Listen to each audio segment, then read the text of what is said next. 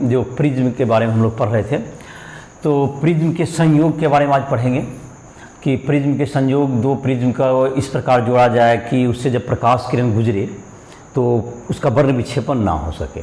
Prism से गुजरने पर प्रकाश जो है अपने रंग में अवयवी रंगों में बँट जाती है।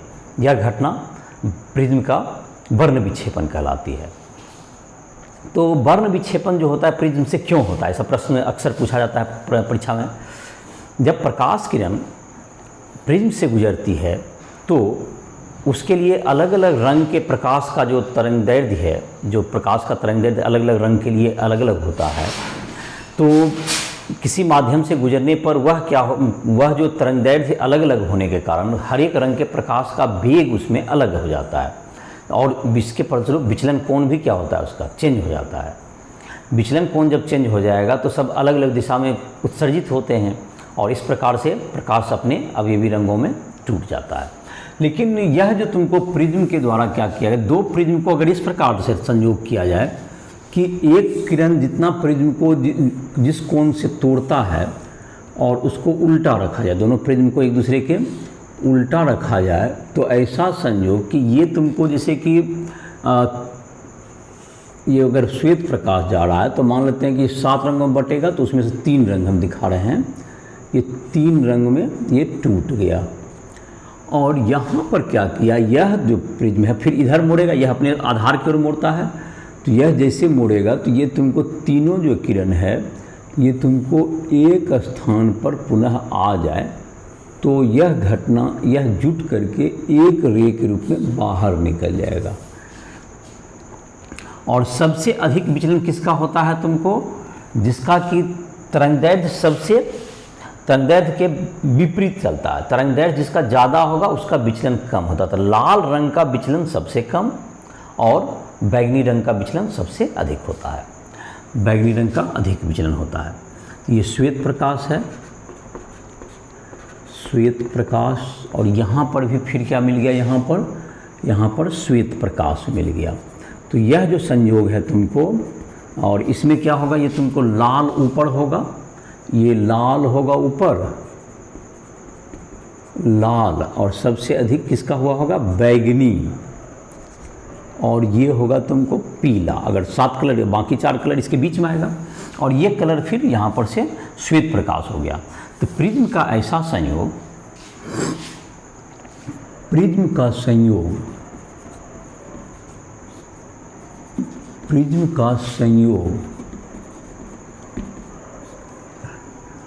जिससे गुजरने पर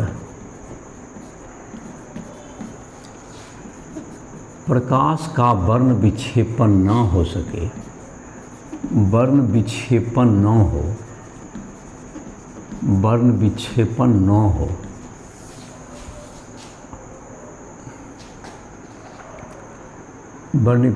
न हो, लेकिन विचलन होता है। वर्ण विक्षेपण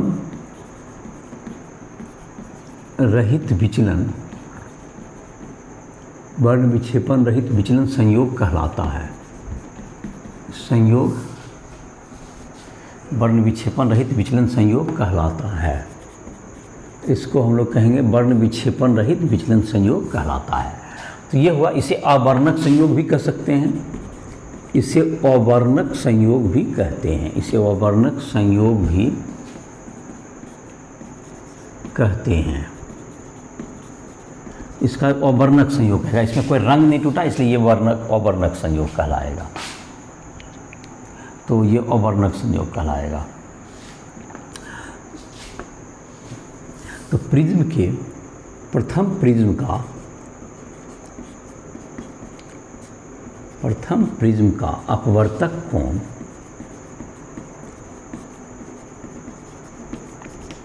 ए तथा दूसरे प्रिज्म का अपवर्तक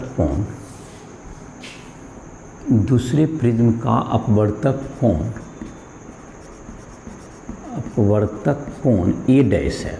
एक का पहला का ए, दूसरा का ए डैश है। इसी प्रकार प्रथम प्रिज्म के लिए बैगनी, पीला एवं लाल रंग का विचलन delta V, delta Y, delta R तथा दूसरे प्रिज्म के लिए क्रमशः delta V dash, delta Y dash एवं डेल्टा R डैश है। ये संयोग ये तुम्हारा हो गया। तो दूसरे प्रिज्म के लिए ये है। तो अब इन दोनों का संयोग से जो प्राप्त होगा तुमको, इन दोनों का संयोग से तुमको जो प्राप्त होगा, जैसे कि तुमको विचलन जो है तुमको वर्ण विक्षेपण तुमको क्या होगा, प्रथम प्रिज्म का वर्ण विक्षेपण कोण थीटा है, दूसरे के लिए थीटा डैश है। प्रथम प्रिज्म के लिए वर्ण विक्षेपण थीटा तथा दूसरे प्रिज्म के लिए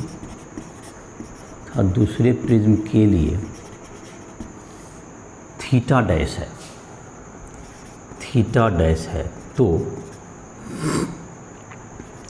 कुल वर्ण विक्षेपण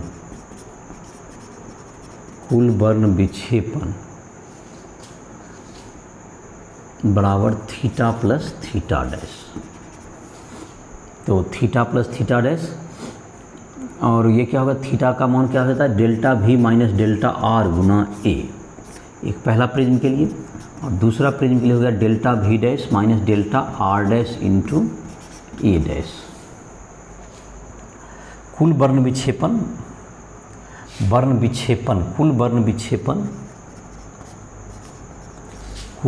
विक्षेपण बराबर क्या हो गया, शून्य। ये विक्षेपण शून्य हो गया।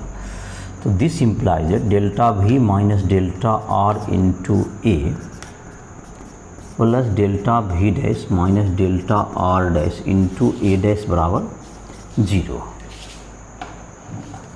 तो इसका मतलब हो गया delta V minus delta R Guna A बराबर minus delta V dash minus delta R dash into A dash. तो दोनों में A और A डैश में क्या होगा संबंध, दोनों का देखो A बाय A डैश बराबर हो गया minus mu V dash minus mu R dash by mu V minus mu R। ये माइनस चिन्ह बताता है कि ये उल्टा रखना है, माइनस चिन्ह इंडिकेट करता है, यही शर्त हो गया इसका। इस स्थिति में कुल विचलन कितना हो जाएगा, ये शर्त हो गया इसका। कुल विचलन कोण कितना हो जाएगा, कुल विचलन बराबर डेल्टा Y, जो कि डेल्टा Y माध्य विचलन दोनों का जो होता है, ये येलो लाइट के लिए equal to mu Y minus 1 into A plus mu Y dash minus 1 into A dash. तो A डैश का मान जो होगा तुमको इधर A से गुना करके लिख सकते हैं, एक किसी के रूप में इसको निकाला जा सकता है। तो mu Y minus 1 into A, और ये माइनस हो जाएगा mu Y dash minus 1 into mu V dash minus mu A dash बटे A है तुमको। तो ये हो जाएगा तुमको A डैश का मान दे रहे हैं हम लोग। तो A डैश का मान देंगे तो पहले हो जाएगा ऊपर mu V minus mu R हो जाएगा, इंटू हो जाएगा तुमको mu V minus mu R by mu V dash minus mu R dash into A dash नहीं A हो गया इसका। और इस प्रकार से A कॉमन ले सकते हैं तुमको। तो ये तुम्हारा इसके बीच में संबंध हो गया। इसके बाद जहाँ तक कि प्रिज्म की वर्ण विक्षेपण क्षमता, ये तुम्हारा हो गया। और अगर इसी का उल्टा अगर एक संयोग करें जिसमें क्या हो जाए, विचलन हो, विचलन नहीं हो, विचलन रहित वर्ण विक्षेपण, मतलब जिसमें विचलन ना हो लेकिन उसमें वर्ण विक्षेपण हो, तो ऐसा भी संयोग हो सकता है। तो उस संयोग का भी हम लोग देख लेते हैं, चित्र उसका जो है उसको भी कर लेते हैं हम लोग संयोग में। तो संबंध उसका निकाल सकते हैं, और इसको जैसे डेरिवेशन को चाहें तो और आगे कर सकते हैं उसको कॉमन लेकर के। तो एक हो गया तुमको विचलन रहित वर्ण विक्षेपण, ये वर्ण विक्षेपण रहित विचलन था। और दूसरा संयोग हो सकता है जिसमें कि विचलन हो और वर्ण विक्षेपण न हो, वर्ण विक्षेपण हो विचलन न हो, तो ऐसा भी संयोग हम लोग बना सकते हैं।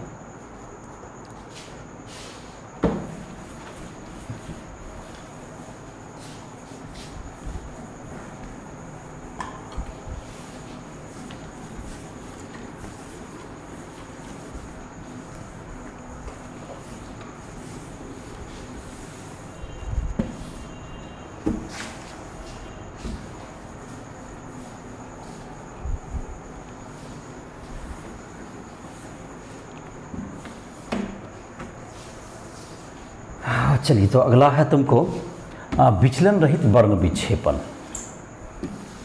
या वर्ण विक्षेपण रहित विचलन था, अब हम लिखेंगे विचलन रहित वर्ण विक्षेपण। विचलन रहित मतलब विचलन ना हो, विचलन रहित वर्ण विक्षेपण, इसको हम लोग क्या कर सकते हैं,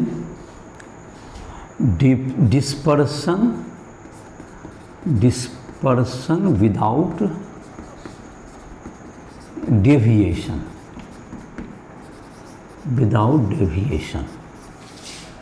तो ये तुमको जहाँ तक है इसमें भी दो प्रिज्म हम लोग लेंगे। तो पहला प्रिज्म से क्या होगा, तुमको विचलन ना होना चाहिए,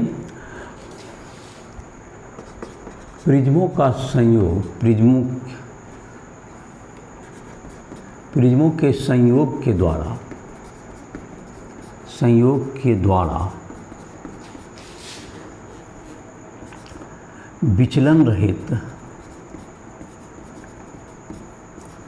वर्ण विक्षेपण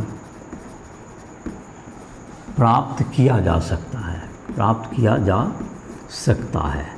तो इसके लिए क्या हो जाएगा, इसके लिए जहाँ तक है विचलन बराबर कुल विचलन जो होगा, तुमको इसमें संकेत उसको मान लोगे उसी ढंग से, delta Y plus delta Y dash, जिसे लिखना चाहोगे परीक्षा में आएगा तो तुम उसको जो विश्लेषण किए थे दोनों का माना हुआ जो था, जो भी मिटाए उसी को फिर से मान लोगे। तो ये हो गया mu Y minus 1 into A plus mu Y dash minus 1 into A dash बराबर क्या होगा, इसमें शून्य हो गया, इसमें माध्य विचलन को शून्य कर दिया गया। तो mu Y minus 1 into A बराबर minus mu Y dash minus 1 into A dash. तो ए बाय ए डैश बराबर minus mu Y dash minus 1 बटे म्यू वाई माइनस 1 इंटू, मतलब ए तो उधर चला ही गया, ये तुमको माइनस चिन्ह बताता है कि इसमें क्या होगा, तुमको ये उल्टा रखना है, प्रिज्म को एक दूसरे के विपरीत रखा जाना चाहिए, प्रिज्म को एक दूसरे के विपरीत रखा जाना चाहिए। और कुल वर्ण विक्षेपण कितना होगा, कुल वर्ण विक्षेपण के लिए क्या सूत्र हो जाएगा, बराबर थीटा प्लस थीटा डैश। तो mu V minus mu R into A plus mu V dash minus mu R dash into A dash. तो इसमें चाहें तो हम लोग ए डैश का मान रख सकते हैं, वहाँ पर ए डैश का जो मान रखेंगे तो ए डैश का मान तुम्हारा क्या आ जाएगा, म्यू वाई, तो ए डैश का मान रखना चाहेंगे तो यहाँ पर रख सकते हैं mu Y minus 1 into A minus mu Y dash minus 1 into A dash का मान हो जाएगा तुमको mu Y minus mu V minus mu R, sorry ये उल्टा लिखा गया यहाँ पर, इसी को ये गलत लिखा गया, ये तुम्हारा क्या हो जाएगा mu V minus mu are, इसको काट के लिख दो, mu V minus mu R into A minus mu V dash minus mu R dash, और गुना में क्या आ जाएगा तुमको म्यू वाई माइनस वन बटे mu Y dash minus one I into A हो गया। अब इसको ए को कॉमन भी ले सकते हैं, इसको आगे अपना रिजल्ट आगे बढ़ा सकते हैं इसको। तो ये तुम्हारा हो गया।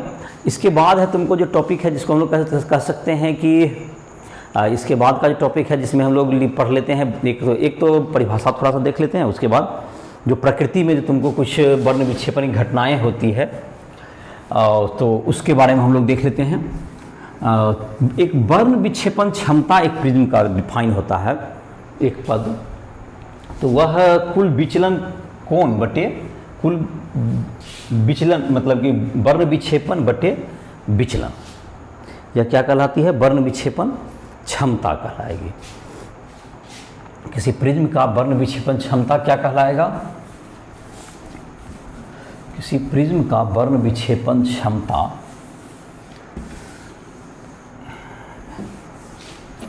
बराबर क्या हो गया?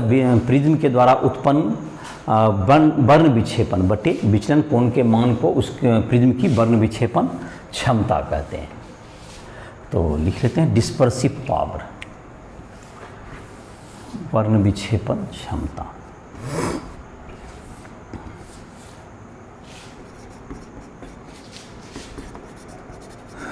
वर्ण विक्षेपण क्षमता, dispersive power, dispersive power prism के द्वारा उत्पन्न वर्ण विक्षेपण एवं विचलन कोण के अनुपात को प्रिज्म की वर्ण विक्षेपण क्षमता कहते हैं। प्रिज्म की वर्ण विक्षेपण क्षमता कहते हैं, इसको वर्ण विक्षेपण क्षमता हम लोग कहेंगे। तो ये हो गया वर्ण विक्षेपण क्षमता। क्या होगा प्रिज्म का?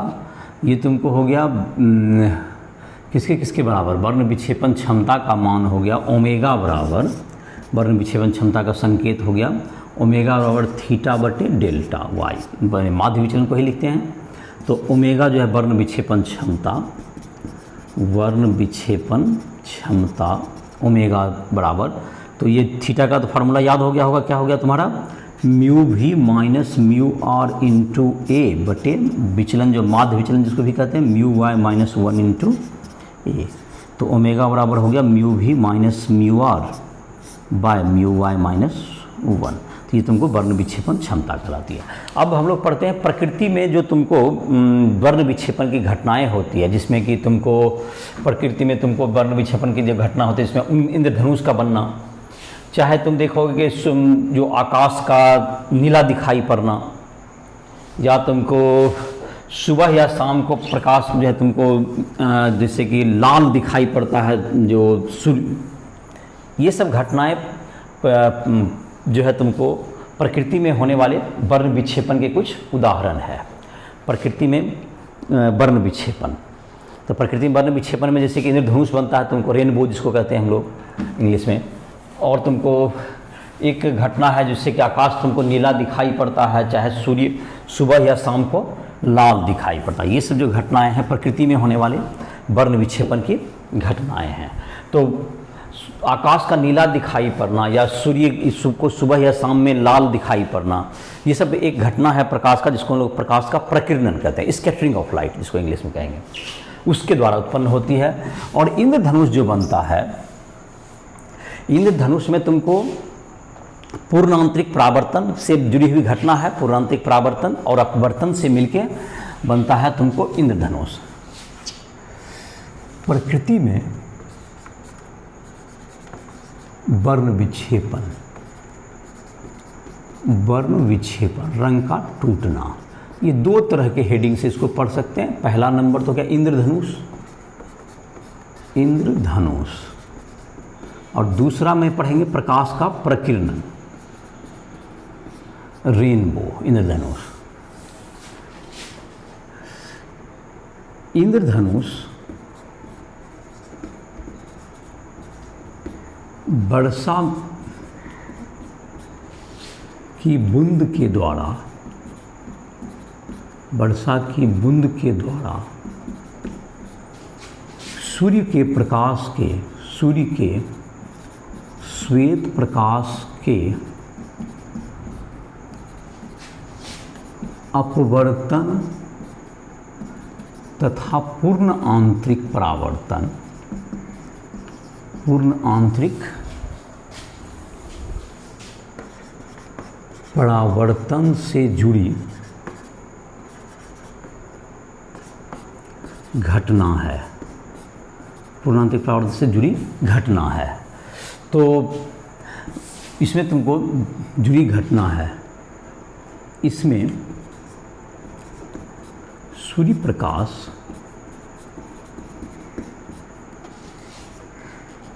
प्रकाश अपने अवयवी रंगों में,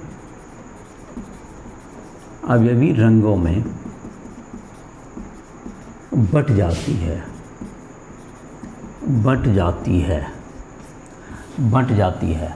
और तुमको ये अवयवी रंगों में बट जाती है, और जिसमें सातों रंग क्या होते हैं उसमें दिखाई पड़ते हैं। तो उसको हम लोग इन सातों रंगों को, इन 7 रंगों के स्पेक्ट्रम को इंद्रधनुष कहते हैं। इन 7 रंगों के स्पेक्ट्रम को इंद्रधनुष कहते हैं, इंद्रधनुष कहते हैं। इसको हम लोग इंद्रधनुष कहेंगे। जो 7 रंग तुमको बट गया वह कहलाएगा इंद्रधनुष कहलाएगा। अब है तुमको प्राथमिक और द्वितीयक। तो एक जो इंद्रधनुष बनता है, जैसे देखो एक तुम्हारा ये हो गया पानी का बूंद हुआ, इसमें से जब प्रकाश की किरण इधर से आई तो यहाँ पर पहले क्या होगा, यहाँ तो मुड़ेगा, यहाँ से मुड़ के गया तो इस छोर से अगर ये पूर्णांत, यहाँ अपवर्तन हुआ, यहाँ पर क्या हो गया अपवर्तन होगा, और यहाँ पर जब ये पूर्ण आंतरिक परावर्तन हो जाए, ऐसे पूर्णांतरिक परावर्तन का लौट गया और ये फिर अपवर्तन हो जाए, तो जो सभी रंग होंगे, ये सभी रंग के लिए जो ये तुम्हारा है, यहाँ पर क्या हो गया पूर्ण आंतरिक परावर्तन, यहाँ हो गया पूर्ण आंतरिक परावर्तन, ये हो गया तुमको, और यहाँ पर फिर हो गया अपवर्तन। तो ये जो तुम्हारा होगा इसमें सभी रंग अलग अलग दिशा में विचलित हो जाएंगे। यहाँ पर जब देखेंगे तो इधर इंद्रधनुष बनता हुआ दिखेगा। यहाँ पर प्रेक्षक की आँख है, प्रेक्षक की आँख में जाना चाहिए लाइट। तो ये देखेंगे तो यहाँ पर जो तुमको इस साइड जो है तुमको अलग अलग यहाँ विचलन कोण दिखेगा। ये जो रे आया है, ये तीनों सब जो है रंग अपना यहाँ पर तुमको सभी रंग अपना क्या हो जाएंगे, टूटते हुए इधर दिखाई पड़ेंगे। और यहाँ पर क्या होगा, प्राथमिक इंद्रधनुष बनेगा। प्राथमिक इंद्रधनुष का ये शर्त हुआ, प्राथमिक इंद्रधनुष। इसमें क्या हुआ, अपवर्तन, पूर्णांतरिक परावर्तन और अपवर्तन, ये तुमको हुआ 3 घटनाएं से मिलकर बना। और ये तुमको कभी कभी भी क्या होता है, सूर्य के प्रकाश का, और तुमको सूर्य के प्रकाश का क्या होना चाहिए, तुमको इस प्रकार जो है आए कि यह तिरछा पड़ने पर यह पूर्णांतरिक परावर्तन हो पाता है। हमेशा इसलिए नहीं हो पाएगा, जब भी वर्षा होगी तो ये जरूरी नहीं है कि हमेशा। द्वितीयक इंद्रधनुष भी एक बनता है तुमको, जैसे देखो ये तुमको आएगा तो यहाँ पर अपवर्तन हुआ, फिर पूर्णांतरिक परावर्तन, 2 बार पूर्णांतरिक परावर्तन होगा, इसमें 2 बार पूर्णांतरिक परावर्तन हुआ, तब ये तुमको इधर लौट गया। तो ये तुमको यहाँ पर भी देखने पर, इसमें जो क्रम होगा ये तुमको अपवर्तन, यहाँ पर अपवर्तन हुआ, यहाँ पर, यहाँ और यहाँ दोनों जगह क्या हुआ तुमको पूर्ण आंतरिक परावर्तन 2 जगह पर हुआ, पूर्ण आंतरिक परावर्तन 2 जगह पर हो गया, और अपवर्तन भी तुमको यहाँ भी अपवर्तन हो गया, अपवर्तन। और यहाँ पर तुमको ये द्वितीयक इंद्रधनुष बना, इसको कहते हैं हम लोग। तो 2 तरह के इंद्रधनुष बना, दोनों में रंग का क्रम अलग अलग होता है, इसमें रंग का क्रम अलग अलग होता है। और ये जो तुम्हारा प्रेक्षक यहाँ पे होगा, ये देखने वाला इस जगह पे होगा, ये प्रेक्षक है, यहाँ पर प्रेक्षक। तो यहाँ प्रेक्षक जब देखेगा तो प्रेक्षक जब भी होता है ये कब बनता है, जब प्रकाश की किरण तिरछी आती हो, जिससे कि वह उसका पूर्ण, जब प्रकाश की किरण सुबह या शाम को तिरछी पड़ती है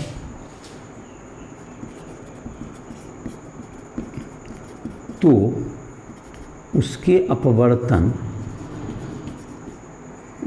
अपवर्तन एवं पूर्ण आंतरिक परावर्तन के कारण, अपवर्तन एवं पूर्ण आंतरिक परावर्तन के कारण इंद्रधनुष का निर्माण होता है। इंद्रधनुष का निर्माण होता है। इंद्रधनुष का निर्माण होता है। तो ये तुमको हो गया। इंद्रधनुष कब बनेगा, काहे बनेगा, जबकि तुमको दोनों के कारण क्या हो जाएगा, तुमको जो कि पूर्ण आंतरिक परावर्तन होगा तभी होगा। इस कारण यह जब सूर्य प्रेक्षक के पीछे सूर्य को होना चाहिए, सूर्य को होना चाहिए, अर्थात सुबह में इंद्रधनुष पश्चिम में, इंद्रधनुष पश्चिम में तथा शाम में पूरब की ओर दिखाई पड़ता है, पूरब की ओर दिखाई पड़ता है, दिखाई पड़ता है। तो ये तुमको दिशा तुमको पलट जाएगा, तुमको ये तुमको यही है तुमको इंद्रधनुष की घटनाएं। और दोनों का चित्र भी बना दिया, प्राथमिक इंद्रधनुष, दोनों में रंग का क्रम भी अलग अलग होता है। और इसमें एक बार पूर्णांतरिक परावर्तन होता है प्राथमिक इंद्रधनुष में, इसमें 2 बार पूर्णांतरिक परावर्तन होगा। तो यह घटना तुमको इंद्रधनुष कहलाती है। इसके बाद तुमको प्रकृति में एक घटना जिसका हम लोग जिक्र अब करेंगे, इट इज कॉल्ड प्रकाश का प्रकीर्णन। प्रकृति में होने वाली दूसरी घटना जिसको हम लोग कहेंगे, अब चर्चा करेंगे, तो उससे हम लोग कहेंगे प्रकाश का प्रकीर्णन। प्रकाश का अपनी क्या होती है, तुमको प्रकाश जब किसी छोटे कण पर पड़ती है, जैसे कि धूल कण वगैरह पर, तो वह अपने अब ये भी कणों में उसका जो है प्रकाश अलग अलग दिशा में बिखरने लगती है। यह घटना प्रकाश का प्रकीर्णन कहलाता है। और चूंकि प्रकीर्णन भी जो होता है वह तरंगदैर्घ्य पर निर्भर करता है। प्रकृति में जो तुमको है धूल कण है, उस पर जब प्रकाश किरण पड़ेगी तो वह अलग अलग दिशा में बिखर जाएगी अलग अलग, और अलग अलग प्रकाश का तरंगदैर्घ्य के लिए प्रकीर्णन का जो मान होता है वो अलग अलग होता है। तो इस प्रकार से क्या होगा कि प्रकाश जब अलग अलग दिशा में चली जाएगी सब प्रकाश के, तो कण भी वह रंग भी टूट जाएंगे। और इस कारण से तुमको क्या होता है, और ये जो प्रकीर्णन होता है तुमको, जिसका कि तरंगदैर्घ्य कम है उसके लिए ज़्यादा होगा और कम व्युत्क्रमानुपाती होगा। तो पर व्युत्क्रमानुपाती टाइप से होगा, व्युत्क्रमानुपाती तो लैम्डा पावर 4 के व्युत्क्रमानुपाती होता है।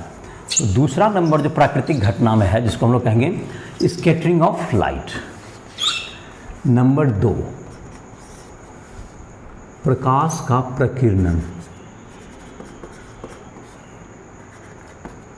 प्रकाश का प्रकीर्णन, scattering of light, scattering of light.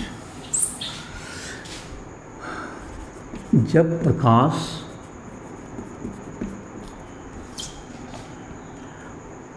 अपने तरंगदैर्घ्य के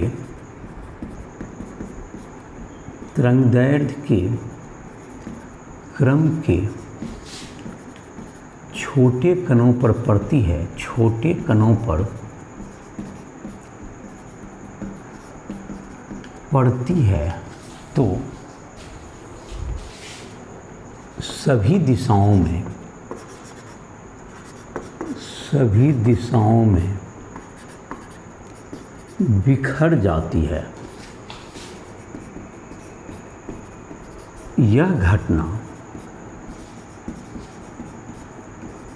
प्रकाश का प्रकीर्णन कहलाती है। यह घटना प्रकाश का प्रकीर्णन कहलाती है। यह घटना प्रकाश का प्रकीर्णन कहलाती है। यह घटना प्रकाश का क्या कहलाएगा, प्रकीर्णन कहलाती है।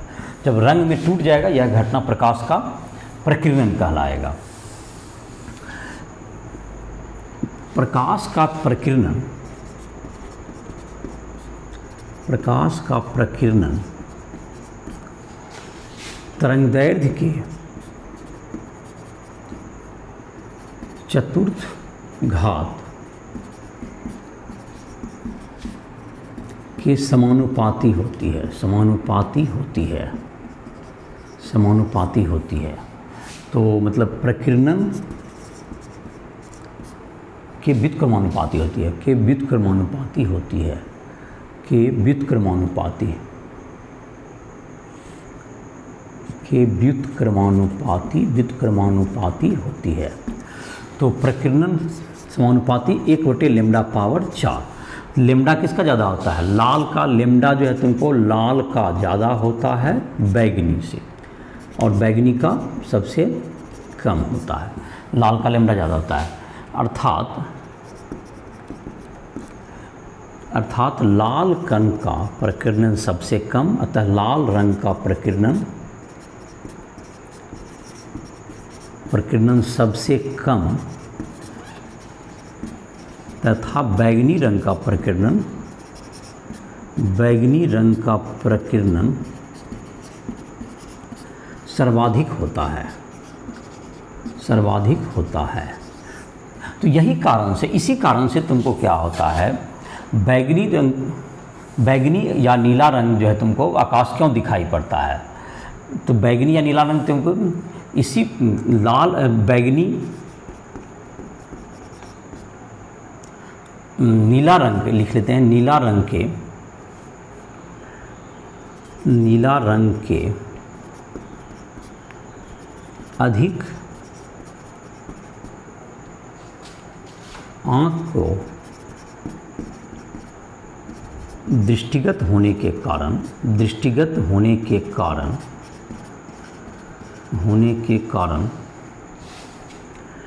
प्रकाश के प्रकीर्णन जो धूल कण से होता है, होता है, आकाश नीला दिखाई पड़ता है। सुबह या शाम को सूर्य का लाल दिखना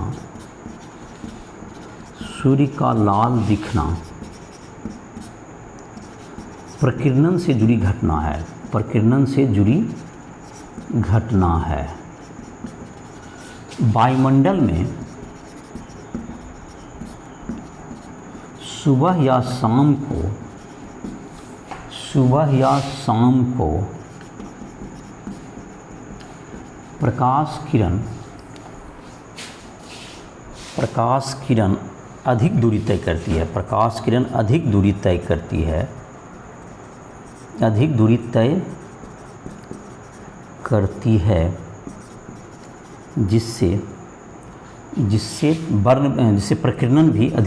जिससे प्रकीर्णन भी अधिक होता है। इसलिए तो इससे प्रकीर्णन होगा, तो प्रकीर्णन किसका होगा? बैगनी का प्रकीर्णन मतलब ज़्यादा हो जाएगा। बैगनी, नीला, आसमानी इस सब का प्रकीर्णन हो जाएगा, तो लाल, इसलिए लाल कलर दिखेगा, लाल रंग दिखाई पड़ेगा। तो यही तुमको कहा था। क्या समझ में आया कि अभी तक आकाश नीला क्यों दिखाई पड़ता था? आकाश में जैसे कि जब सूर्य प्रकाश का जो किरण आता है तो उसमें से जो नीला रंग जो होता है तुमको आँख को सब सर्वाधिक रूप से दिखता है, स्पष्ट रूप से। और बैगनी, नीला, आसमानी ये सब रंग ही तुमको ज़्यादा प्रकीर्णन होंगे। लाल वगैरह तुम्हारा जैसे है बैनी, पिनाला, नारंगी, लाल, पीला, ये सब कम होगा, क्या कहते हैं, तुमको प्रकीर्णित होगा। तो इसलिए प्रकाश का जो तुमको आकाश का जो रंग है, प्रकाश के वर्ण विक्षेपण के कारण, प्रकीर्णन के कारण वह क्या दिखाई पड़ता है? नीला दिखाई पड़ेगा, क्योंकि उसका प्रकीर्णन ज़्यादा होगा। और सुबह शाम को सूर्य लाल क्यों दिखाई पड़ेगा? जब सूर्य से प्रकाश का किरण चलेगा तो बैगनी रंग का जो प्रकाश, जब वायुमंडल में सुबह या शाम को ज़्यादा दूरी तय करना पड़ता है, तो बैगनी, आसमानी इस सब रंग को, प्रकाश को क्या हो जाएगा? ज़्यादा दूरी तय करेगा, तो ज़्यादा वर्ण विक्षेपण होगा धूलकण के कारण। और ये इसलिए तुमको यह मतलब कि लाल, सुबह लाल दिखाई, सुबह या शाम को सूर्य लाल ही डोमिनेंट कलर दिखेगा, बैगनी वगैरह जो वर्ण प्रकीर्णित हो जाएगी तो उसका रंग दिखेगा ही नहीं। दूसरा एक इसके बाद जो तुमको कहा जा सकता है, तो प्रकाश का प्रकीर्णन से जुड़ी ये घटना हो गई।